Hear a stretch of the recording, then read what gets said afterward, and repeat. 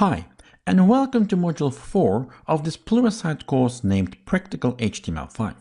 My name is Gilles Kleren and you can follow me on Twitter via @GilesKleren. So far in this course, we have created a number of pages, but they don't always look really good yet.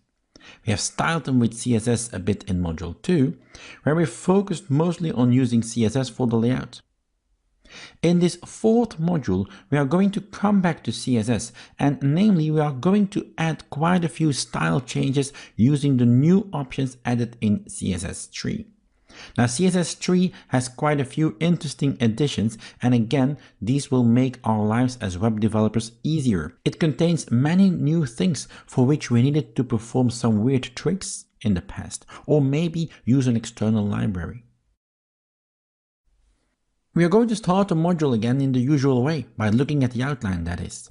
As you can see, the outline is pretty short. We are going to spend most of our time looking at what is new in CSS3, part of HTML5. Secondly, we are going to change our layout a bit, since CSS3 also has new features to perform page layout. By the end of this module, Joe's coffee store site will again look much better. We'll also have better layout added in places. For example, some pages will use the new multi-column layout, courtesy of CSS3. So a better looking site by the end of the module? Can't wait. Let's dive straight in.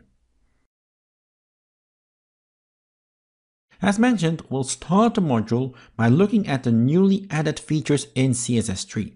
So before HTML5, we had access to CSS 2.1, which was quite powerful already. However, CSS3 builds on this foundation and adds many new options. Before we look at these new features, let's spend a minute positioning CSS3. CSS3 is the latest version of CSS and now is one of the three main building blocks of HTML5.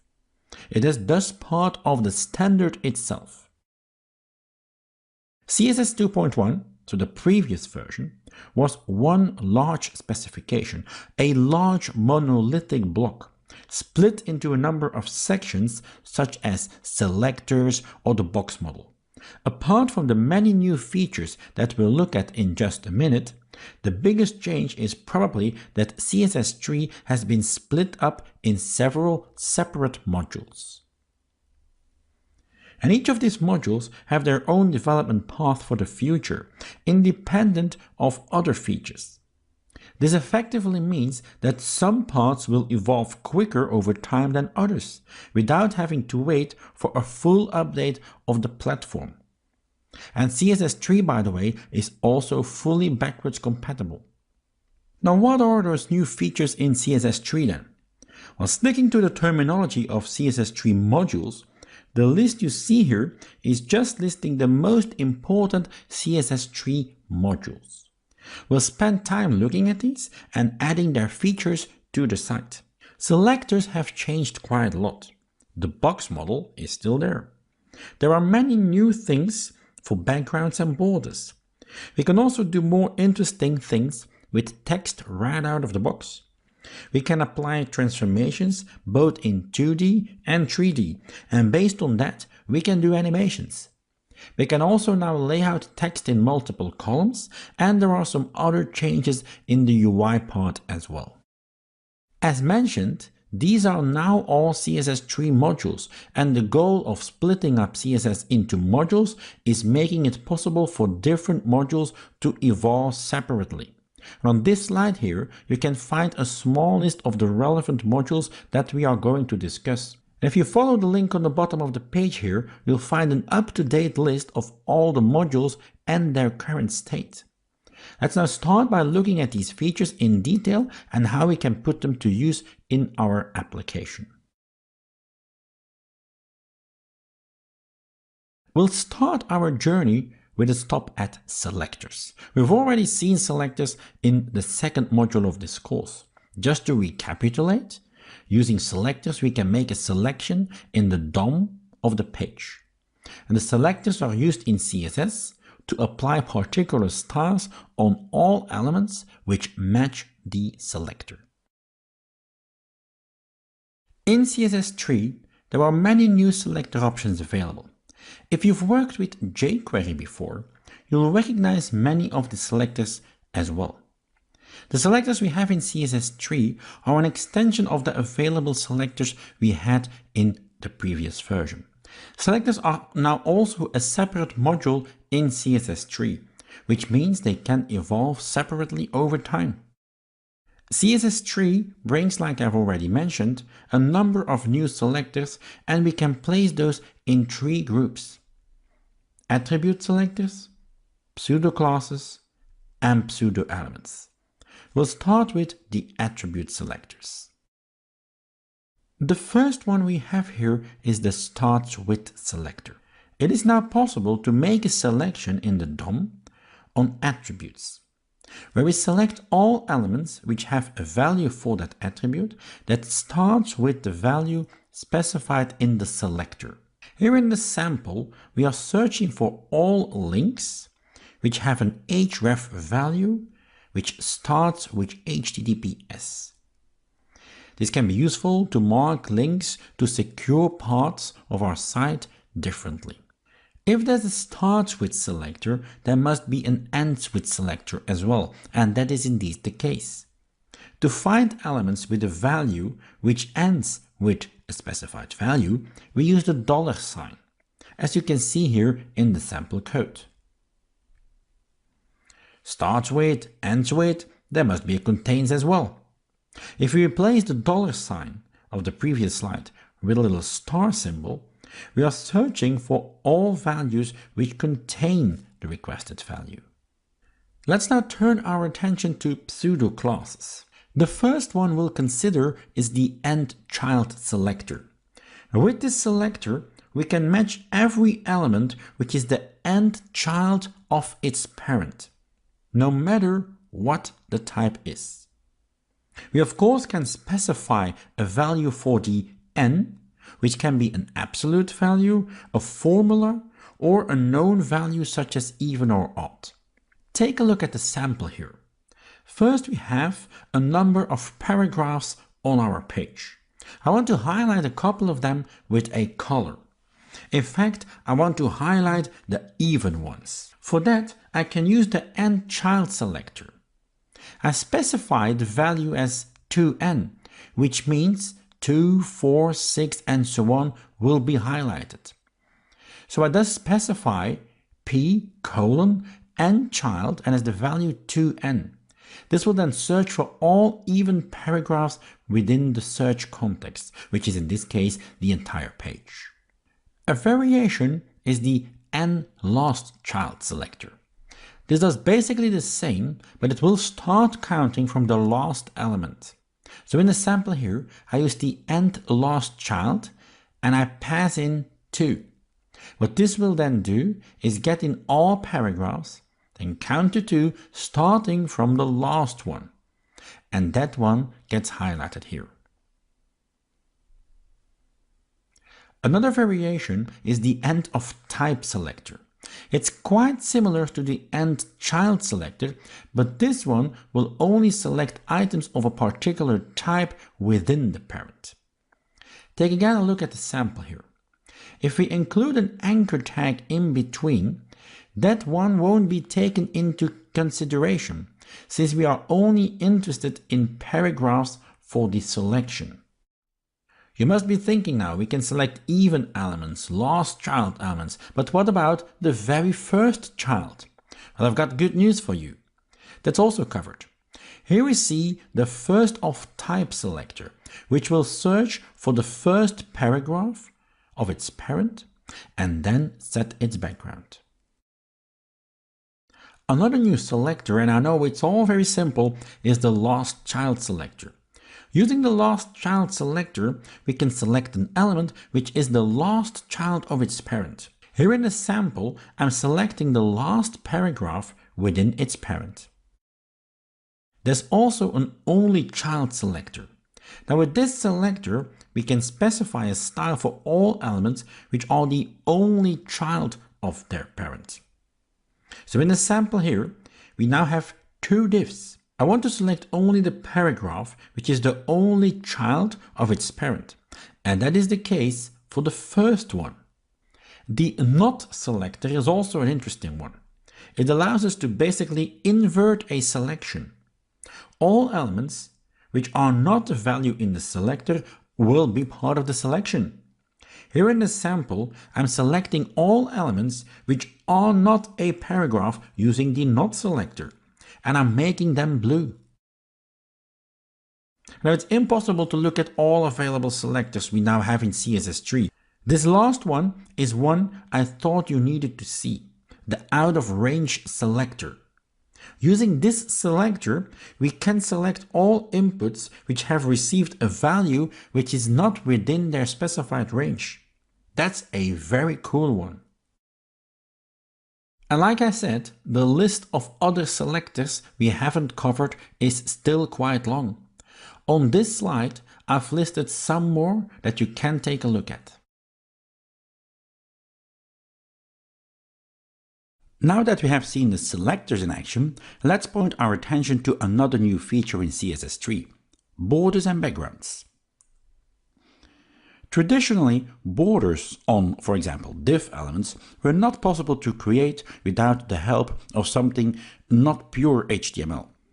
We had to resort to JavaScript, use prefixes in CSS, or perhaps the easiest one of them all, we could use images. While all of these were okay, there's now better support for working with borders straight out of the box. CSS3 brings native support for rounded corners on elements. With the built-in border radius property, we can specify that we want the corners of an element to be rounded, and for this we can specify the radius. In the sample you see here, you can see the border radius property being used, and the result is shown for that div in the image. Next to borders, CSS3 also brings new options for backgrounds. The new background size property gives us control over how large the background image used, for example, in a div or the body should be. Here in this sample, we are specifying that the image should not stretch. Instead, it should be sized to 300 by 100 pixels. Using the background size, we can also define an image to stretch to fill the entire background of the element it's being used for. Here we see the background size set to 100% in both directions, so the image will stretch to fill the div. CSS3 also gives us control over where the image should position itself within its container. We can do this using the background origin property. Here, in the first image, you see that the background image is aligning entirely on the left border of the div. The background origin here has been set to border box. In the CSS box model, the border is surrounding the container, so that is why you see the image touching the left border of the div. The image in the second div is set to content box, so the image aligns with the actual content container. Finally, to finish this short discussion on borders and backgrounds, CSS3 also offers the ability to specify more than one background image in one container. Here in this sample, we have defined multiple images in a comma-separated list. The images will be stacked on top of each other, where the first one defined is the lowest in the stack. The next addition to CSS3 we'll consider is gradients. Gradients are built in and allow us to create color flows from one color to another inside elements. CSS3 has support for linear and radial gradients. Using gradients from code, we can avoid downloading some images and let the browser do the drawing of the gradient. Let's take a quick look at how we can use these gradients. In the first sample here, we see the most basic linear gradient being used. I have a div, and in the CSS for this element, I specify the background to be a linear gradient. To do this, I specify linear gradient, and then the colors I want my gradient to contain. The result is a gradient from top to bottom, which is the default, as you can see in the image shown on the slide. If you want to have a horizontal gradient, we can use an extra parameter as shown here. Notice the to right was added. The gradient is now going from left to right. And of course, it's also possible to make the gradient flow in a diagonal direction. In the sample here, I want my gradient to go from the top left to the bottom right. And in the code, the parameter is now set to bottom right. Next to linear gradients, we can also use radial gradients. In the first sample here, we are now using the radial gradient, again specifying the colors we want to use. By default, the colors will be spread equally. The first one being the center of the gradient, so here yellow is at the center. If we want the colors to have a different weight, in other words, if the gradient itself should not be spread linearly, then we can specify this as shown on the slide. The yellow part should be pretty small, only 10%, whereas the red part should be 60%. The image shows indeed that red is now much more present in the gradient. We have a couple more topics to see before we apply all this knowledge in the demo. Hang in there. The next one we will tackle is transforms and animations in CSS3, and we'll start with transforms. Now, what are transformations? Let's cover that first. A transformation allows us to alter properties of an element to change its visual representation. In CSS3, we get support for 2D and 3D transformations. We'll only look at 2D transformations in this course. The available transforms allow us to change the size, the shape, and the position of an element. Previously, it was only possible to do these type of things with plugins. Now it is built in again with CSS3. So in a bit more detail, what transforms are supported in CSS3 then? We can do a translate, which is probably the easiest one. A translate just gives an element a different position. It translates the position. A rotation will, quite logically, apply a rotation on an element. A scale transform allows us to make an element smaller or larger, whereas a skew transform allows us to turn an element in a different angle. A matrix transform allows us to combine multiple transforms in one. Let's take a quick look at some of these transforms with a small sample. In the code here, we have two divs on which we apply a CSS style. The first one is the one you see at the top of the resulting image. The second one got an ID rotate, and we have also a second style, div rotate.